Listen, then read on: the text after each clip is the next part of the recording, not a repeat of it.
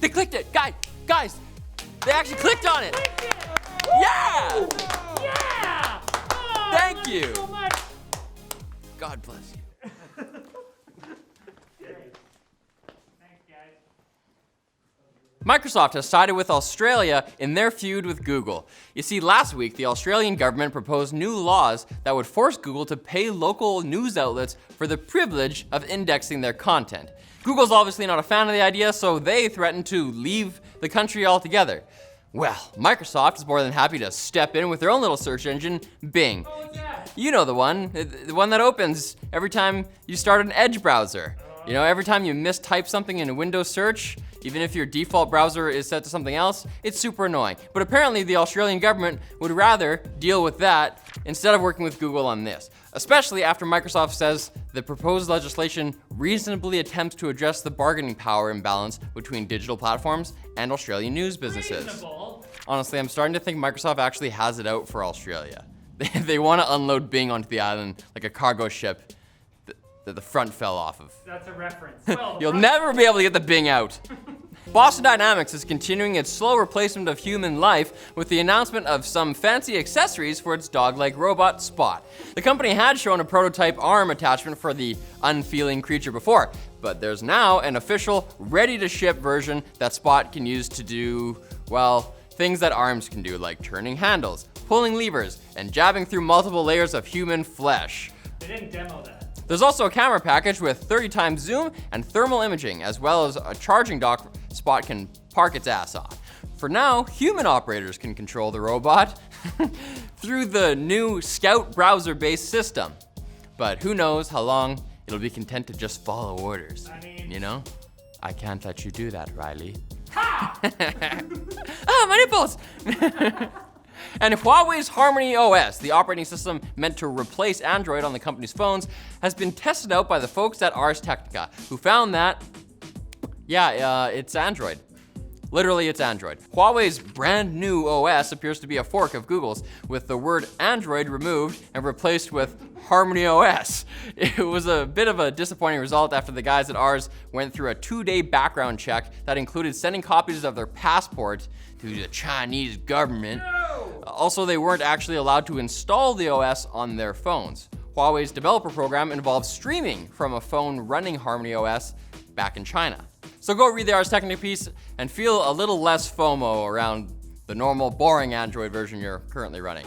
Because no iPhone people watch this show. No, that's true. I'm sorry, guys. So imagine someone with an iPhone having FOMO over HarmonyOS.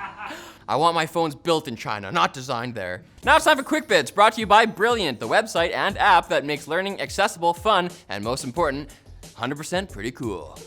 Instead of making you memorize facts, Brilliant's approach is based on problem solving and active learning, with courses laid out like bite-sized pieces of a story you can interact with. But wait, are there like tests? Because tests are lame. Or how about grades? Those suck too! Lol, no, bruh. Just pick a course that you're into and get started, whether you want to learn programming, brush up on your algebra, or find out what the heck a neural network is anyway. Are they inside me? Who knows? The first 200 people who head to brilliant.org/techlinked will get 20% off their annual premium subscription. So click the link below and get smart! Quick Bits, baby! If you're a gamer, it's never made much sense to get a MacBook, until now. NVIDIA's Geforce Now cloud gaming service has been updated to work with Apple's M1 Macs, so you can finally join your PC gaming brethren online, albeit with a bit of latency. But honestly, that's what you get. That's what you get for wanting the best of both worlds, because there's only one world. Yeah, I said it. Narnia isn't real, Well, the Middle okay? Earth is. Yeah, but it's, we're the bread, Right. then there's Middle Earth, Then there's the butter. And then there's the turtle all the way down. turtle toast. Gotcha. SpaceX has launched and crashed another Starship prototype in almost the exact same way as before. Don't you ever learn, Elon? After a successful belly flop maneuver, one of the rocket's engines failed to ignite, causing it to fall to the ground and explode. Look, it happens to the best of us, okay? We all fall off countless times when we learn to ride a bike. Let's just hope SpaceX learns to balance before their civilian manned flight currently scheduled for the end of the year. CD Projekt Red has warned Cyberpunk 2077 players against playing mods for the game right now, because doing so could allow hackers to exploit a vulnerability, which can be used to execute code on PCs. And this is a week after the game first received support for mods. Quite embarrassing. Although I have to say, it's also super cyberpunk. Don't run that mod. My vision is augmented. Following the announcement of Mass Effect Legendary Edition, which contains all 3 remastered original trilogy games and their 40 DLC packs, EA has said in an earnings call that they're very, very confident about BioWare's future. The timing seems to make sense, since the OG Mass Effect games were the last time anyone remembers playing a good BioWare game. Hey! Oh! Bow! Disagree, David? Right in the kisser! Inquisition was okay. Dragon Age Inquisition was okay. But who doesn't love a good Inquisition? And you've always been told to eat your spinach, but it's 2021, baby. Not baby spinach. Now we use spinach for sending emails. Scientists from MIT have genetically engineered spinach with carbon nanotubes built into its leaves, which emit a fluorescent signal when the plant detects certain chemical compounds in the ground. The signals are read by an infrared camera, which can trigger a small computer to send an email. Okay, so the spinach plants aren't actually sending the emails. Also, the study was done in 2016, but it went viral thanks to an article on Euronews just now. I'm bored. But carbon nanotubes! Carbon spinach tubes?